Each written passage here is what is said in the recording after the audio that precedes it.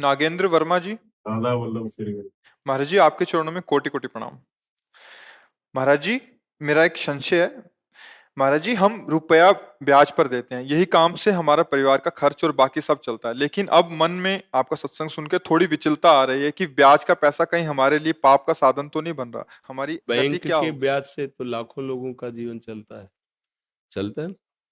प्रायः जो देखने में आता है कि लाखों लोग, करोड़ों लोग बैंक के ब्याज से अपना जीवन निर्वाह करते होंगे, कि जो कि जैसे धन आदि एकत्रित करके फिर वृंदावन भी वास कर रहे हैं लोग, तो प्रायः बैंक के ब्याज से ही तो चल रहा है।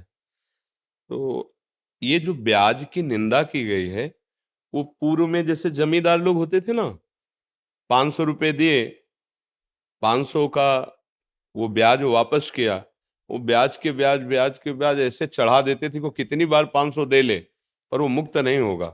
तो इस तरह के जो गलत व्यवहार जनित ब्याज का भाव रख करके शोषण किया जाता था, उसके लिए है। जैसे बैंक से भी आप कर्जा लो तो वहां भी तो आपको उसमें प्रतिशत में होता है ना कि इतने प्रतिशत, हाँ लोन जैसे, या आप बैंक में धन दो तो इतने प्रतिशत आपको ब्याज मिलेगा, ऐसा होता है ना। अगर इस तरह का है, आपका शोषण का भाव नहीं है जो सरकारी विधान से चलता है, तो मुझे लगता है कि चाहे बैंक से ले चाहे आपसे ले। ऐसा नहीं है, ऐसा नहीं है, लेकिन कई लोग ऐसा करते हैं, उनको देखकर मेरे मन में ऐसा भाव आ गया कि कहीं मैं ना पाप में नहीं, हमारा जो उद्देश्य था कहने का, वो हमने गांव में देखा है कि ज्यादा बड़ी रकम तो किसान गरीब आदमी ले ही नहीं सकता। 2000 4000, अभी की बात नहीं, पहले की कह रहा हूँ, 2000 4000, तो उस समय जैसे था कि वो 100 रुपए में 10 रुपए ब्याज लगाते थे, महीने में 100 रुपए में 10 रुपए।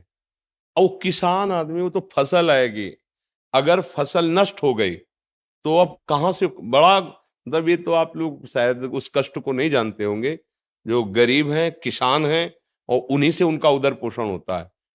अब वो कुछ पैसे ब्याज के दिए पर पूरे तो दे नहीं पा रहे, तो कितनी बार वो 500 रुपये पहुंचा दिए, 1000 रुपये पहुंचा दिए, थोड़ा थोड़ा करके, लेकिन वो ब्याजे नहीं, मूल तो ऐसे ही जमा है। फिर उनको उनकी खेती हड़पते, उनको कष्ट देते, वो महान दुखदाई है। एक नियम है सरकारी हिसाब से, जैसे तो आप जो प्रतिशत, खुली बात है, इतने प्रतिशत ब्याज इसका है, जहां तक हो सके सौहार्द रख करके उसको, उसका सेवा का भी काम बन गया, आपका भी काम चल रहा है। शोषण वृत्ति अगर है तो फिर वो हानिकारक रहेगी।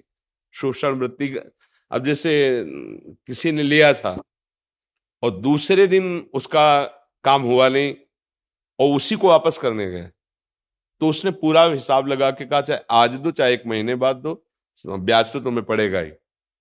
अब उसको जो 200-300 रुपए ब्याज के थे बहुत भारी पड़े थे, और बेचारा के रख लिया।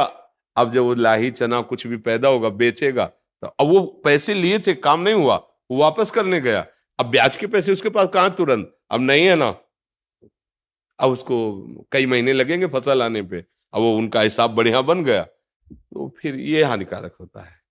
अब तुरंत जैसे समझ में आ रहा है ना, गांव का है, हमारे अमुक आदमी है, और उसका जिस काम के लिए था नहीं हुआ, वो वापस कर रहा है, तो इस पे फिर लोभ नहीं करना चाहिए।